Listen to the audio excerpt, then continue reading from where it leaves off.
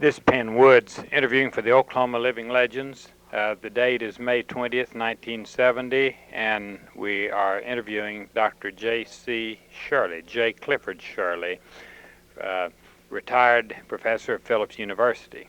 Dr. Shirley, I wonder to begin with if you would tell us something about your birth, where you were born, and your parentage. Born in Superior, Nebraska in 1892.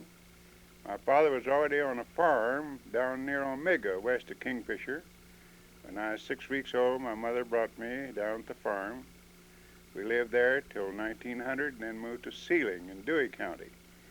And I went to school there and then to Clinton, where I graduated in 1912. Why don't you tell us a little bit about the Kingfisher area during the 1890, as you first remember it? Well, of course, that was before the opening of the Cherokee Strip. It was very primitive, but there were a great many families there. In our section, there were 4 families, rather big families, most of them. Across the road were big families. I was down there recently, and there's scarcely a house within 5 miles. It was a primitive place. We hauled our wheat to Watonga or Kingfisher with a team and wagon. We had a little country store at Omega, and it was very, very primitive. We plowed with team and plow, and we harvested binders, shocked our wheat, and pitched bundles into the thrashing machine, into wagons, and then into the thrashing machine. A very primitive farming community, but a very fine community. My grandparents lived a mile and a half away. In fact, they were buried on the corner of our farm, where there's a little cemetery and a church. And that's where my mother used to take me to Sunday school and church when I was too young to walk, and she put me on a horse and lead the horse across the pasture, and we'd corner the fence and go to church. What about the roads and transportation between towns at that time? Well, of course, they were all country roads. There were no paved roads. They were fair. Kept up pretty well, but country roads, of course, except when it was muddy, and then they got pretty bad. But we didn't seem to mind. I remember with our team and wagon and load of wheat, of course, it took several hours to get to Kingfisher, 18 miles. That's about a 4-hour drive with a team, with wagon, wheat. I guess that's as far as you would ever get on an ordinary trip would be to Kingfisher. Oh, yes. We'd leave about 3 or 4 o'clock in the morning, get there, do our shopping, unload our wheat, buy mother a new dress. I got to eat at a cafeteria, or restaurant, I guess it was in those days, and we get home, late at night. How often would you travel to Kingfisher? Well, during the harvest time and during the summer, fairly often, several loads of wheat. Otherwise, in the wintertime, very seldom. What recreation did you have or provide for yourselves during this period? Well, we had in our section there was a school where I attended. We played baseball and blackman. I don't know whether you know what blackman is or not, but we played blackman. How do you play it? Oh, well, you had bases and you tried to catch each other off the base and run each other down, have a lot of fun. And then baseball was, even in those days, beginning to be a sport. Did you have any inter-community baseball? No, we didn't have. Just the school.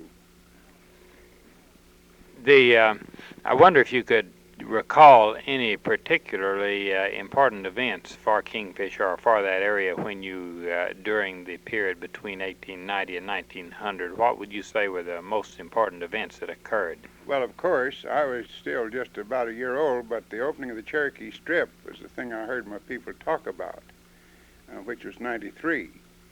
And other than that, very little country town, fine farm families, good local churches, and I think pretty good country schools. Can you recall any of the Cherokee Strip experiences that your parents told you about when you were there? Well, no, they weren't up here very much during the opening of the Cherokee Strip, because we were just south in old Oklahoma. What Taking the events later than 1893, can you think of any particular things that happened in Kingfisher, any fires, tornadoes, or bad events or good events that were particularly significant? No, there's a museum over at Kingfisher that's quite famous. That's former governor's mansion, and it's always been, I think, a very fine town. Incidentally, the cemetery is at the end of a beautiful row of cedars. It's kept up by the garden club, and it's a very clean, beautiful place, and that's the way we remember it. Could you describe the schools of that time? Well, the country schools, many of them were one-room schools. In the smaller communities, for instance, I taught in a country school down near Frederick. I had 70 students in a one-room school with all the grades from primary through 8th grade, with enough big boys to have a dandy baseball team. Were you the coach also? I was coach and catcher and teacher. But I was about 21, and I had a 20-year-old boy who was a pitcher. His 17-year-old brother was shortstop, and we'd even play consolidated schools and give them a real battle. That was down in Tillman County between Frederick and Aldous. How long did you live there? When did you move?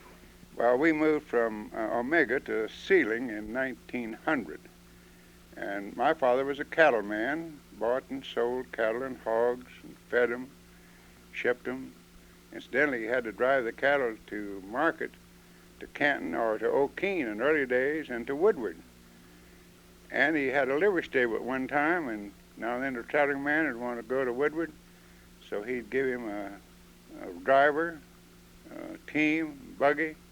Took all day long, from early morning, to drive that man to Woodward. The next day, the man would get in the buggy and come back.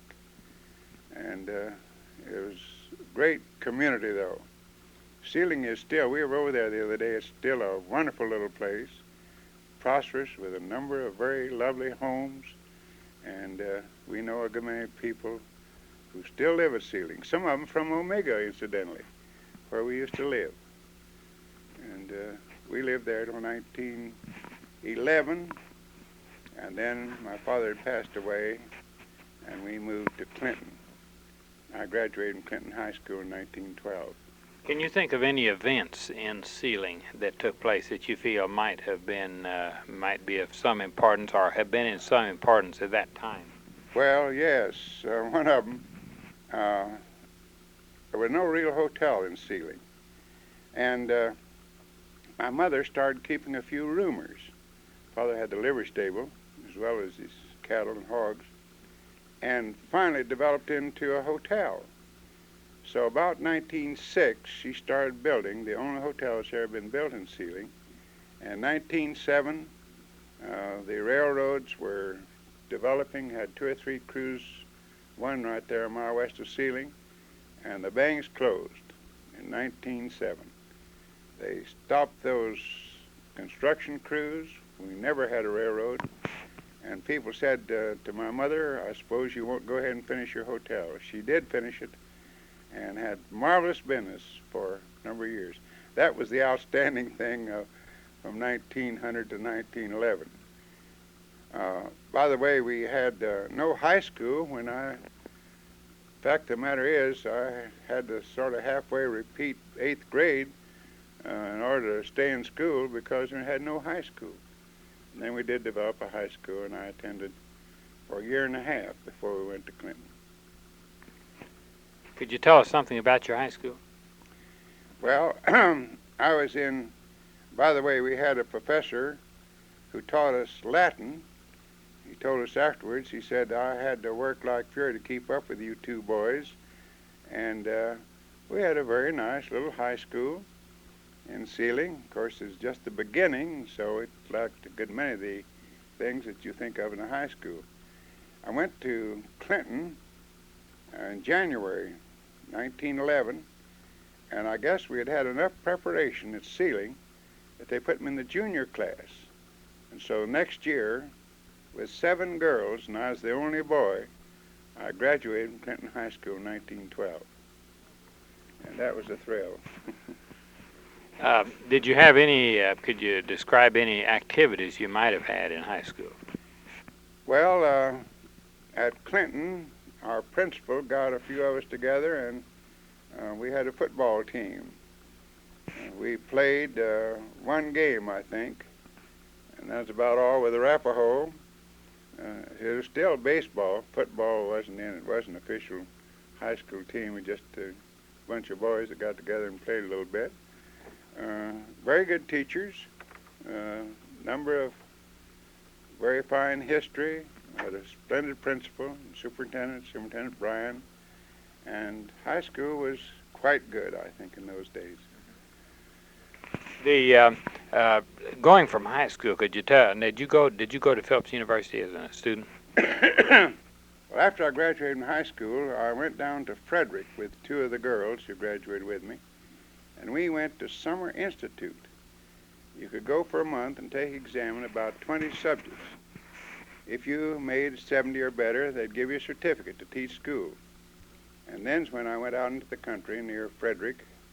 I was near a little town there between Frederick and Aldous, and taught school 2 years in this country school. That's when I enrolled 1 year, 70 students with all the grades, beginning with the primer and through the 8th grade. And that's, by the way, you might be interested to know that I made 70 in theory and practice, they called it, when I took my summer institute the first summer. I went out and taught a year and came back and took it and made 98. So I learned my theory and practice by doing it. But I had 2 wonderful years. There were wonderful people, cotton country and corn country, hogs. That's a rich valley down there near Tipton. And I had 2 very wonderful years. Then, after the 2 years, I carried mail for a little while at Clinton, passed the exam, and was city carrier. And then in 1914, I came to Phillips. Could you tell us about Phillips University at that time? Well, of course, it was small at that time, just a few hundred. And we had the dean of the Bible College and a Bible college. We had the arts and sciences. I entered the Bible college to study for the ministry. But after a year or so, they called me in one night and said, would you be willing to prepare to teach biology in high school? So I went ahead and graduated in 17 and taught high school for 2 years. I told somebody a while ago, I sort of been pushed. Said, we're going to discontinue the high school, and if you'll go get a master's degree, we'll let you teach in college. So I went to Missouri and got my master's and came back in 1918 and taught in college. During the war, the reason I didn't go to war, I was in the hospital in Chicago for a month and incapacitated for nearly a year, and so I missed my service. But I started teaching in the college in the fall of 1919. What was your student activity at the university? Well, I was always interested in athletics. I was secretary of the athletic council. When we had the famous football team, the Iron Men, beat Texas University 10-0, other schools by big scores. I was interested, of course, I had to work my way, or a good part of it, so I was secretary to the chancellor and then to the president, and I spent a lot of my time doing that. I did belong to a literary society where we gave programs and discussions and so on. So literary, athletics. I never did make a team. I was on the sub-team of the basketball, but never did make first team. Could you tell us a little about your heyday of football at Phillips, of the college? Well, that was the day, and by the way, 2 or 3 of the very famous men have died just recently. Dutch Strauss of the Enid News and Eagle, Bruce Selby, who was principal dean at High for years, and a number of others, George Hudson, who lives here, and a number called the Iron Men. We beat such schools as OBU and Oklahoma City U 100-0 or 90-0, and beat Texas 10-0. We had a marvelous team, and they weren't paid like they sometimes are these days. What year did you beat Texas 10-0? Well, that was about, let me see. Oh, I've forgotten exactly. Well, that's I've forgotten exact year. Sure. Now, after your graduation from Phillips, can you tell us what you did that time? Well, I went to Missouri University and got my master's, then came back to college. And then after a few years, they made me acting dean of the College of Arts. Now, the College of Arts, the big schools, they have deans of different divisions. But the College of Arts means education, business, fine arts, and liberal arts. I was acting dean for several years, and Dr. McCash, the president, didn't want a dean that didn't have a doctor's degree. So Miss Shirley and I went to Berkeley and spent 2 years, 29, 30, 30, 31, and I got my doctor's degree at Berkeley, California, University of California. Incidentally, during that time, in the summertime, we went out to Yosemite, and I was a ranger naturalist for 8 years in Yosemite National Park. And during that time, wrote a book on redwoods, the redwoods of Coast and Sierra, coast redwoods and the big trees of the mountains. That went into 2 or 3 printings, and some 10,000 copies were printed by the University of California Press. And by the way, the day I finished my final exam for my doctor's degree, I telegraphed the president. He was in faculty meeting. He said, "Professor Shirley is now Dean Shirley." Well, I know that book is still read because I know someone who used it fairly recently in as part of research being done in California. Dr. Shirley, during the period of that you were at Phillips and this period in Enid, can you think of any highlight news items in Enid, things that happened in Enid that you think are memorable and might be worth mentioning? Well, of course, I think Enid has been a splendid growing town. Of course, that's just general. I grant that's a general statement. But the conventions that have been here, the business organizations, the Chamber of Commerce, a number of outstanding civic clubs and garden clubs. And of course, since I did my doctorate in botany, I've been especially interested in that, and have talked to many of the garden clubs of Enid and many of the civic clubs about beautification and improvement of our city. And I think it's been a very progressive, up-to-date town. I think one of the best. During the period of the 1915 to 1917, right after World War I, could you give us a sort of a description of Enid as you recalled it at that time? Well, of course, it was much smaller. It was what we thought of as a little town. In fact, the university was practically out in the country. And there was a interurban that ran to the corner of the campus, you remember, and made the circle. And we were really about 2 miles from town, way out in the country. And so, but Enid has supported Phillips marvelously. Businessmen, students, high school graduates. Well, I don't think Phillips could ask for better support than we've had. Just recently, they raised thousands of dollars for this speech and hearing clinic. And that's been the history right straight through. Is Phillips involved in the Enid band meet, Tri-State band meet? We sponsored it and began it, and Dr. Melbourne Carey is the director. We had approximately 18,000 high school boys and girls here this year.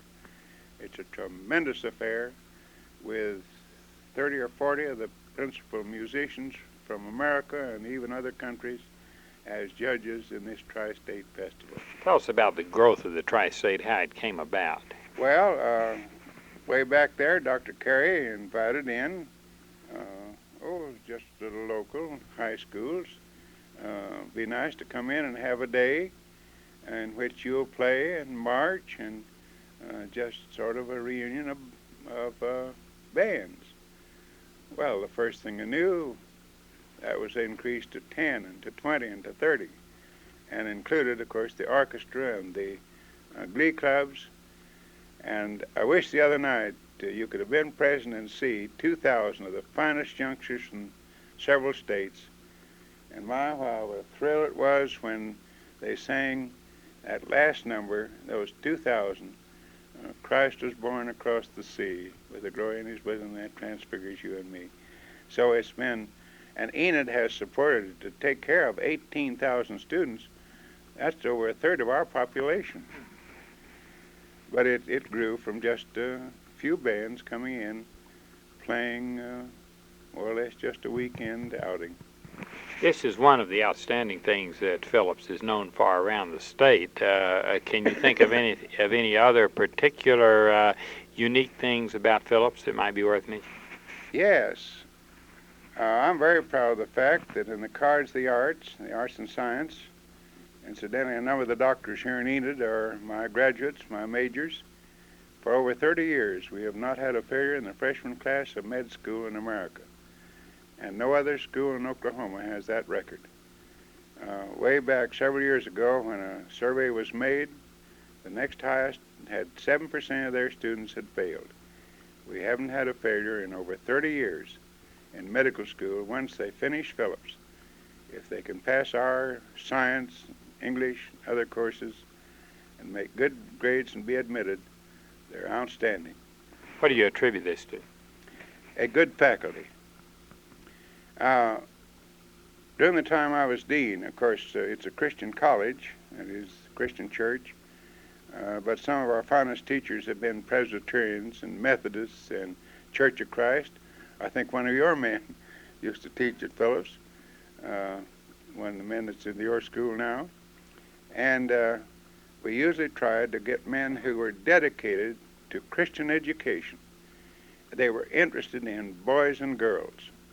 And I think first, thoroughly qualified. We saw that they had master's or doctor's degrees, that they were thoroughly Christian, whether it's Presbyterian or Methodist or some other church. And I think consecrated, dedicated, trained faculty is the reason that our students have made good around the world. Incidentally, one of our graduates, a major in my department, is one of the top men in Hawaii. What's his name? Don Mitchell. He was a nephew of Mr. Folks, as some of these other people remember. He's teaching in the richest boys' school in the world. He's been made really the historian of the Hawaiian Islands and lectures all over the country. Was awarded outstanding honors with Washington, D.C. And I could just name people around the world. Why don't we name a few? Well, Don Mitchell, of course, is one. Several of our missionaries in Africa and in, well, Mr. Golder, missionary in China, prisoner for 3 years. Dr. Powell, of course, came from Australia, or New Zealand, and Dr. Golder from Australia. They've both been outstanding. And, of course, Dr. Powell is still on Phillips campus, but is retired, same as I am. I could name you doctors by the dozen, and a number of outstanding teachers, and many of them college teachers. In our brotherhood, a number of the outstanding leaders of Indianapolis are our graduates. And in many of the biggest churches in, well, all over the United States. James Pippin, for instance, in the First Church in Oklahoma City. George Davis in the First Church at Washington, D.C. has been there for several years. A very fine preacher, an outstanding leader.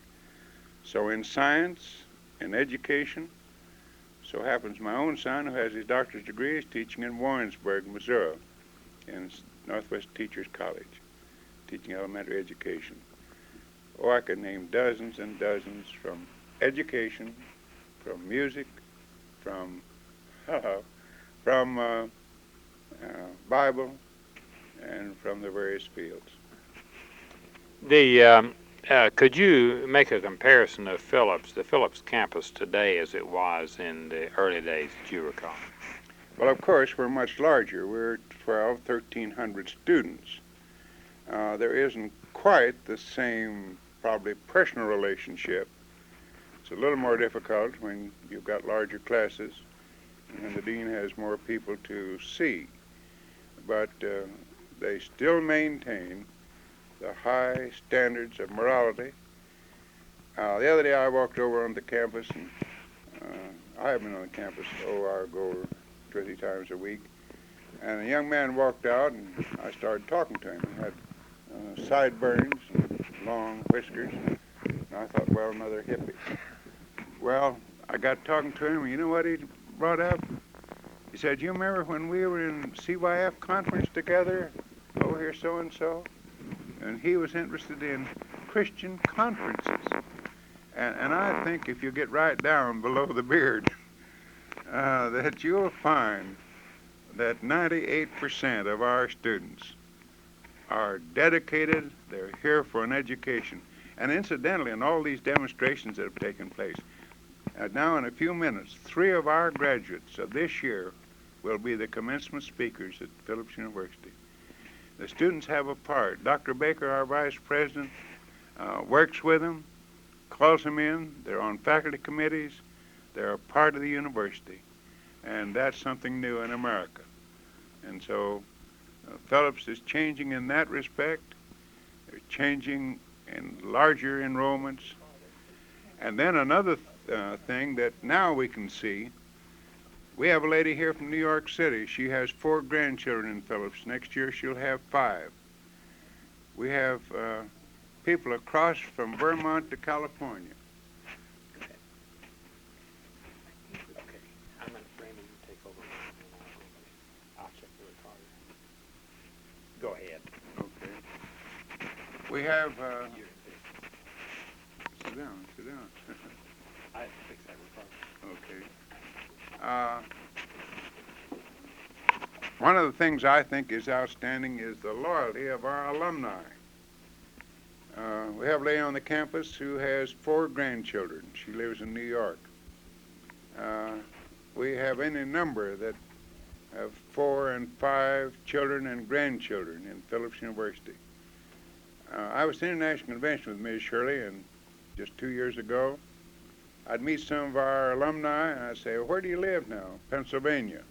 But I have a son.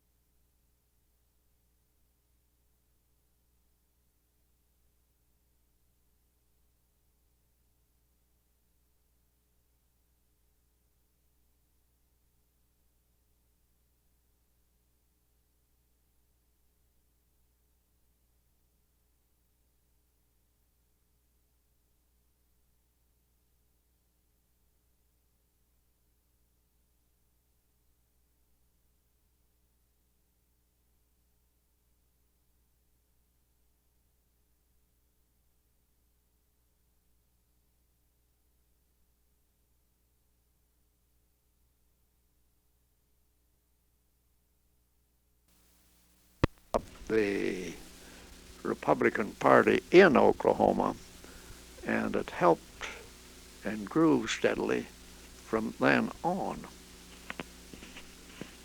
Were you acquainted with the territorial governors? I was very slightly acquainted with Governor Ferguson, but I was well acquainted with Governor France. France was the last territorial governor.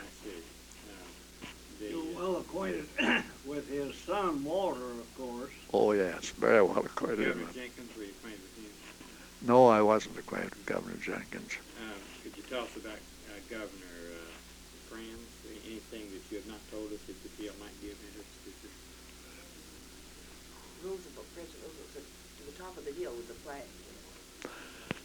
Well, the story we had in our Spanish War veteran circles, and I think it's true, France was not with the Oklahoma Rough Riders. He enlisted either in New Mexico or Arizona. And O'Neill was captain of France Company, and O'Neill was killed at San Juan Hill. The story that we had, and I think it's true, was that Roosevelt was riding up and down the line, and he saw Frank France, who had taken charge of his company. He was first lieutenant under O'Neill. And Roosevelt said to France, "Where are you going, Lieutenant?" And he said, France's answer was, "To the top of the hill, sir." And it impressed Roosevelt so much that he made France first postmaster and then governor of Oklahoma. But Roosevelt appointed many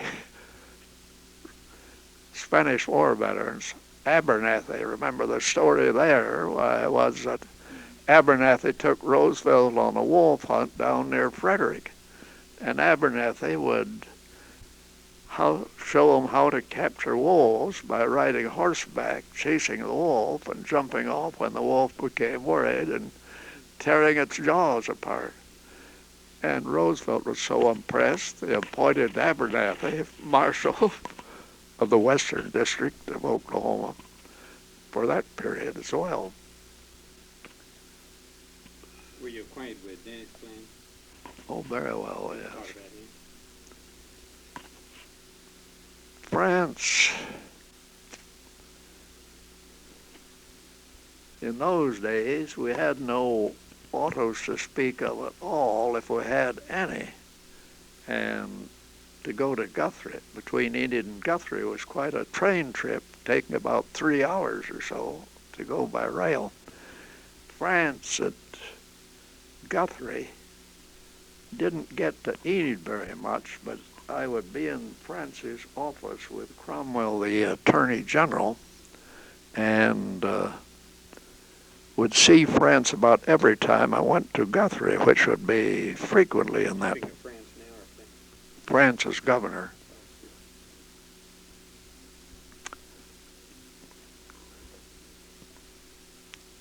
I knew France and saw him frequently, clear up to the time that he passed away. He was in Tulsa during the later years of his life. How about Robert Owen? The senator. Yeah. I knew Owen from visits in Washington, but came more interested with him during the campaign when Harding was running for election. The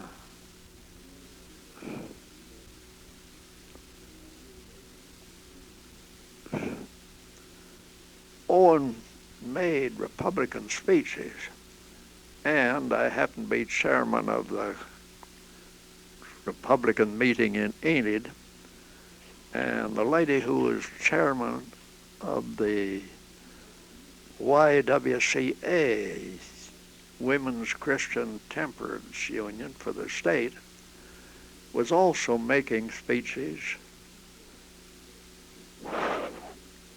Let's see, that was during the Al Smith Hoover campaign, though I'm getting off my tracks here on that. What about I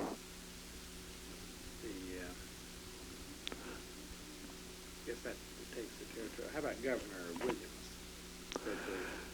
Governor Williams was a very good lawyer and became federal judge, of course, after he went out as governor.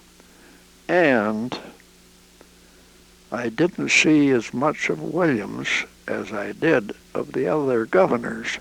I saw far more of him when he became Justice of the Supreme Court, and was quite friendly with him during the period that he was governor and also on the Supreme Court.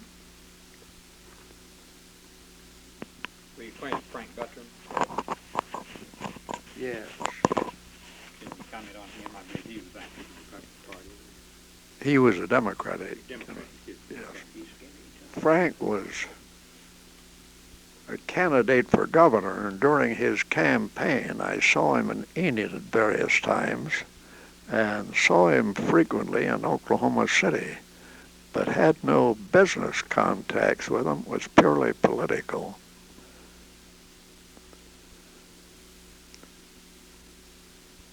In the speeches that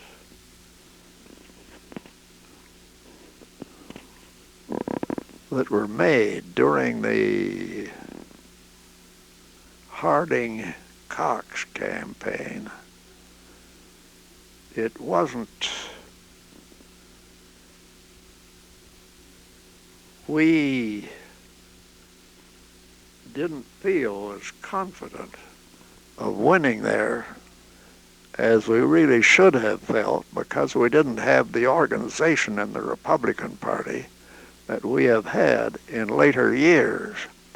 But that result in Oklahoma resulted in some 3 congressmen being elected.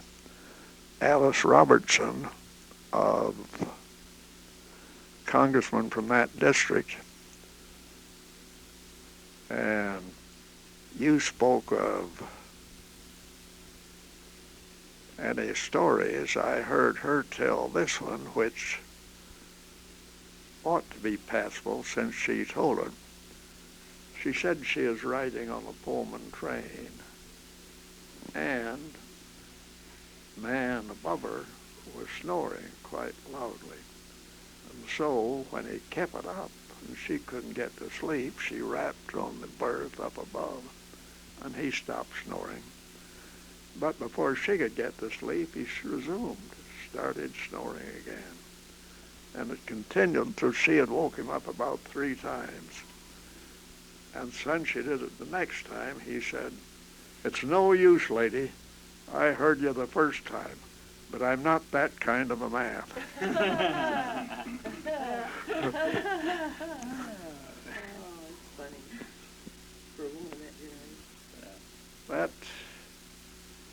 we had out to our house the president of the YMCA, the Women's Christian Temperance Union, and she talked to Mrs. Hodgson about going in the basement, pressing out some clothes or so, and Mrs. Hodgson told her to go ahead. And Mrs. Hodgson was dumbfounded when the colored girl told her that, she said, "Mamie, what's that odor there?" And the colored girl said, "Why, that's Mary's home brew." Mary here was just about 10 or 11 years old at that time, and she'd bought a package of some brew she could manufacture a soft drink out of, and she had a big jar, and she'd put it to work in that, and that yeast had overflowed the jar, and the president of the WCTU went down there. Mrs. Hodgson was horrified to find she had to smell that brew and see that big jar bubbling over there with it. Mr. Hodgson, we certainly appreciate very much the opportunity to visit with you on tape. It was very, very nice. Oh, I think you've got some good stories.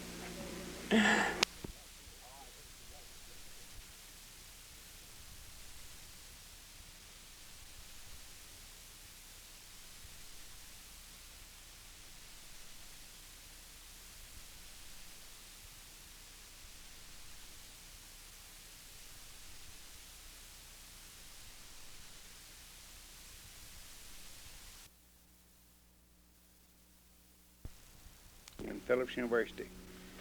I was at the International Convention with Ms. Shirley, and just 2 years ago, I'd meet some of our alumni, and I'd say, "Where do you live now?" "Pennsylvania, but I have a son in Phillips." I'd meet the next one and say, "Where do you live?" "I live in California, but I have a daughter in Phillips." A girl who lived at Hunter, who now lives in Florida, has her daughter and her son-in-law in Phillips. A man who lives in Vermont has his daughter in Phillips. In other words, across the continent, the loyalty of our alumni, I think, is outstanding. Mr. Shirley, the name Shirley is fairly unusual. It isn't an ordinary name. Do you happen to be related to the writer at the Oklahoma State University campus? No, I don't think so. Shirley is an Irish name. My father was Irish. His parents came to Woodward, or really out west of Woodward, and then moved into Woodward, passed away at Woodward. We don't have many relatives. He had some brothers and a couple of sisters, but no other relatives around this section. Of course, when I used to work in Yosemite, that was about the time the Shirley Temple came into prominence. I was a naturalist, and every now and then I'd hear some lady yell, "Shirley." I'd look up, but they were yelling for Shirley, their daughter. No, I don't think we're related to any of these people. Since being in Enid today, I've heard rumors that Phillips had future plans for returning to football. Is that correct? I doubt it very much. We were state champions in baseball last year, and we just missed it by an inch this year. And football is too expensive. I don't think we'll return to football. Baseball and basketball and track and tennis, possible, but not football. I don't think we will. What this question may have been asked you before, but what is the student body now of Phillips? About 1,300. 1,500. About 13 to 1,400. Have you seen the population figures on this county and on Enid today? 53,000. And 45,000 population. Yes. Didn't attain the 50, but it had a nice growth. Yeah. It's been a great town in which to live.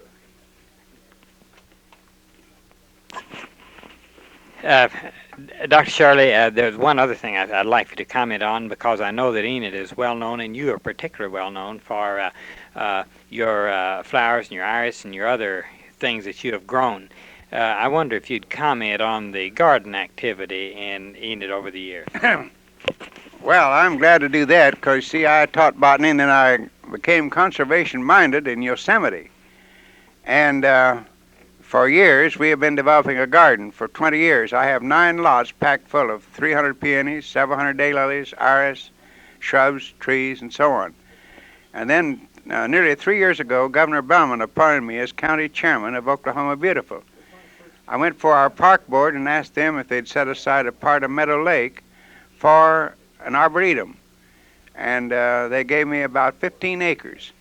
And I've had dozens and dozens of gifts of $5 to $100 to plant trees and shrubs in the arboretum. And I make a great many speeches to garden clubs. I'm the only man who belongs to the Enid Garden Council. And I make a speech in the morning, by the way, on peonies to a garden council, to a garden club. And Enid is really a garden. We have a couple of men in this town that are outstanding iris growers, Bill Frass and Tom Munger. And, of course, Ms. Shirley has beautiful iris and daylilies and many other kinds of flowers. It's really a garden city. And last year, we awarded to the businessmen the outstanding project of improvement. If you notice the trees and shrubs around the square. This year, I happen to be on the committee along with a number of others, and we met the Chamber of Commerce. We selected the Speech and Hearing Clinic, which is on the Phillips campus, a $450,000 project, as the outstanding project of Enid.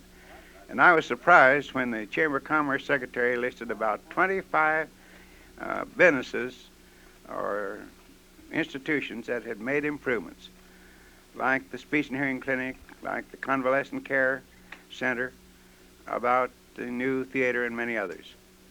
So there have been some very, very fine improvements in Enid.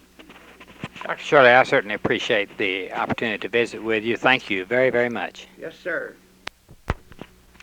This is Penn Woods interviewing for the Oklahoma Living Legends. The date is May 20th, 1970. I'm in Enid, Oklahoma, and we're interviewing Mr. W.J. Otgen.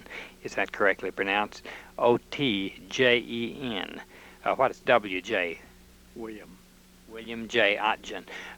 Mr. Otgen, to begin with, why don't you tell us a little bit about your family background, where you were born, and your parentage? Well, I was born in Kansas on a farm a few miles outside of Parsons, Kansas. But I have no remembrance about that.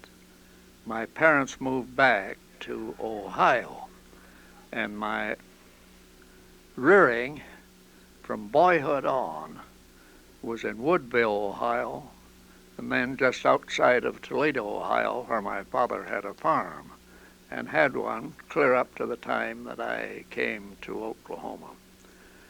I came to Oklahoma in 1905. At the time, I had just graduated from the Northwestern University Law School in Evans, Illinois, and had intended to go back to Toledo, Ohio to practice. But I had worked constantly during the 3 years that I studied law, and as a result, I didn't have the length of study required by the Ohio Bar Commission. I came to Oklahoma expecting to practice as a lawyer for 1 year in Oklahoma, which would make me eligible for the bar examination in Ohio. And my thought was to spend a year here, practice here, and then go back for a bar examination in Ohio and to practice in Ohio. So I came here in September of 1905. And at that time, I came from Oklahoma City on the Rock Island train, walked uptown, and one of the ceremonies was all for celebrating the opening of the Cherokee Strip. Horsemen were tied, or had their horses tied around the square. It was windy, dusty, and looked quite Western, especially to one coming from Ohio. However, a man who had been in law school with me, Charles E. Richardson, had preceded me in Enid, and with the sign of Richardson and Otson attorneys, he had attracted a pretty good client, and he asked me to hurry up and get here, for the client wanted to see me. That client was a lady who had considerable property in this vicinity. She was my client for years and years afterward. After I had practiced in Oklahoma for a year, I had quite a little business, nothing like the lawyers in Enid make now, but quite a little for that short period. And I thought I'd postpone the return to Ohio, and I've been postponing it ever since. At the time that I arrived here, I only knew two people in Enid. One was this lawyer, Charles Richardson.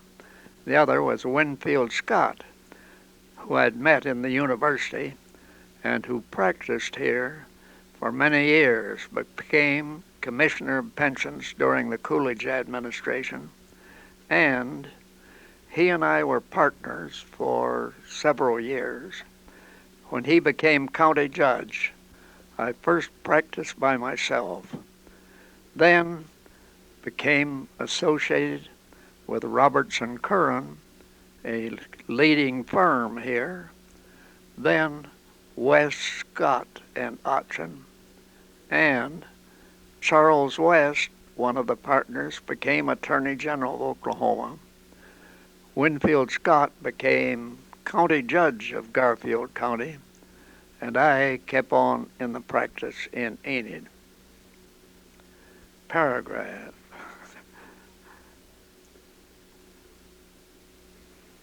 In my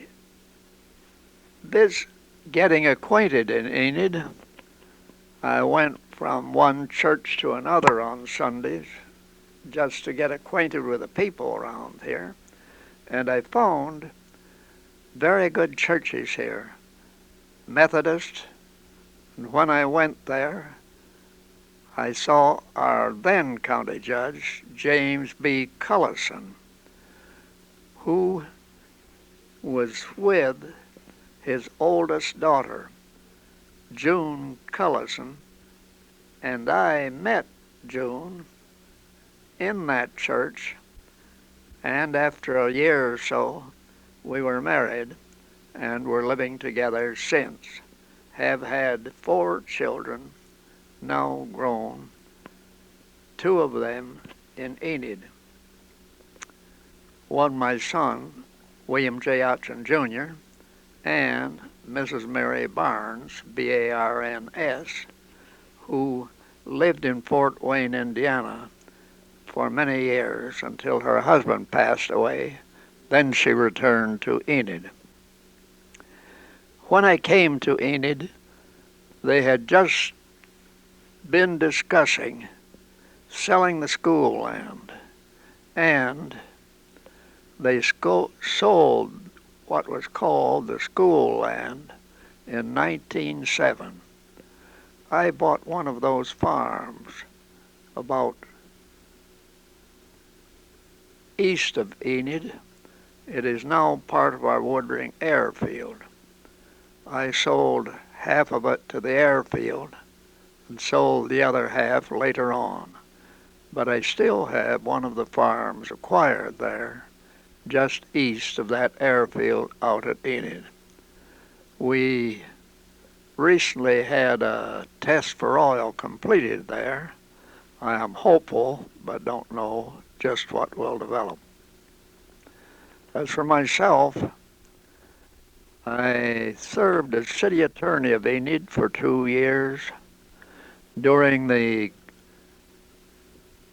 service of Governor Haskell in Oklahoma, I was appointed Assistant Attorney General, took charge specifically of a grand jury at Watauga, traveled back and forth by train from Enid to Watauga during the period I was conducting my work there.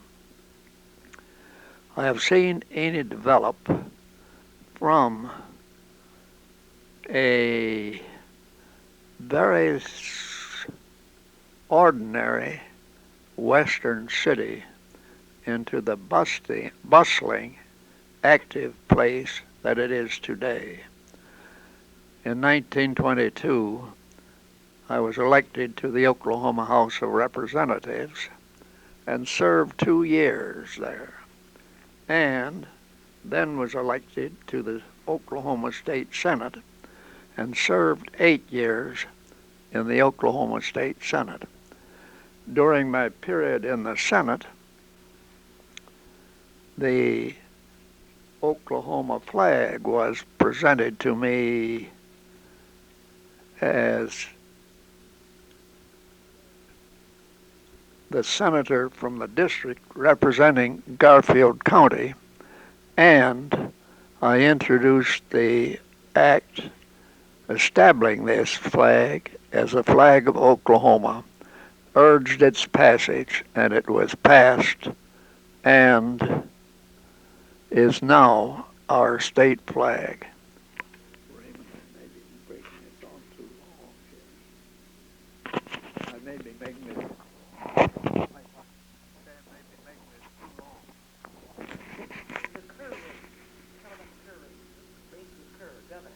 Oh. Later on, in 1942, I was nominated by the Republicans as a candidate for governor of Oklahoma. My opponent was Robert S. Kerr, and the election was rather close. However, the election was in favor of Robert Kerr, and he served 4 years as governor of Oklahoma and then went on to be the distinguished senator from Oklahoma. I was very closely acquainted with Senator Kerr clear up to the time of his death, and we continued on very friendly terms. I also was the Republican candidate for the U.S. Senate and served and ran for the U.S. Senate in 1942, at the time that Dewey was making his race against President Truman.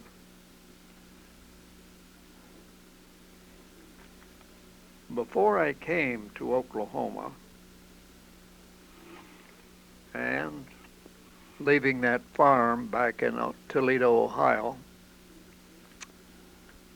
I enlisted at just the close of what was called the Spanish War. There were 10 regiments raised for service in the Philippine Islands, and I went from Toledo, Ohio to 40th and Allen, Vermont, enlisted in the 43rd United States Volunteer Infantry. We sailed from New York after a training period at 40th and Allen, Vermont, sailed through the Atlantic, Mediterranean, and Suez Canal, stopping at Singapore and on to the Philippines. I served for nearly 2 years in the Philippine Islands, all of this occurring before I came to Oklahoma. During my period in the Oklahoma Senate, I was elected Commander-in-Chief of the United Spanish War Veterans, which had a membership then which was quite large.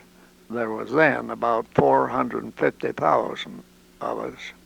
Now there is only about 5,000 or so left. I have been active in Enid, have enjoyed its wonderful growth, and my wife and children think it is one of the finest cities they have ever seen, and they like it as a place of residence and are much taken with it and are very happy and are delighted with the growth of Enid and the development of Enid, this county, and the state of Oklahoma. Mr. Ogden, you spoke of your early service in the legislature. I wondered if you could, was that 1922 about, why don't you tell us what were the principal points of debate in legislation at that time?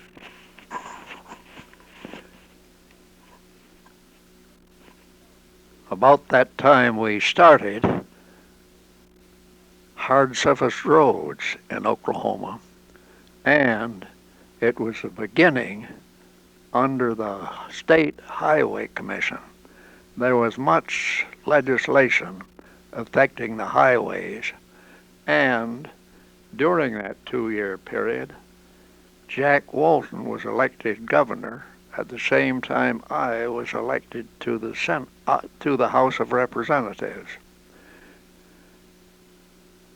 There was considerable controversy developed between the members of the legislature and the governor, and it resulted in impeachment charges being filed against the governor. I participated in the impeachment proceedings as one of the members of the board in charge thereof, and the impeachment resulted in the removal of Governor Walton, and Edwin Trapp, then lieutenant governor, became governor. Trapp became very active in the hard surface roads of Oklahoma, and during the rest of the term, in the next 2 years, at that time I had become a member of the Oklahoma Senate. He during the last 2 years of his administration, the first road systems in Oklahoma were completed, and Prince Gentry was a member of the Highway Commission, the Oklahoma Highway Commission, from Enid, Oklahoma at that time. Later on, after Mr. Gentry passed away, Bert Parker of Enid became Highway Commissioner and represented Enid for the rest of my term in the State Senate of Oklahoma.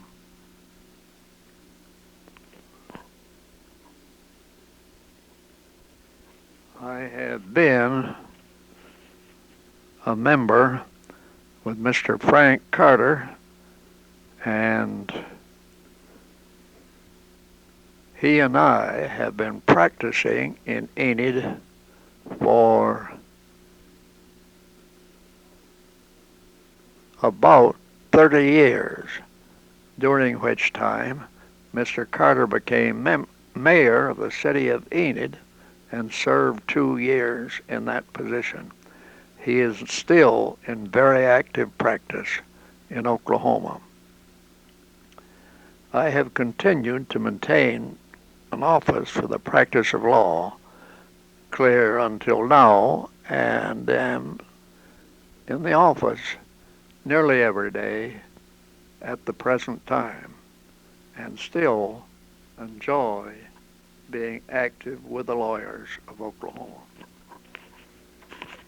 I wonder, I'm going to turn the tape over, and we continue this tape on the other side.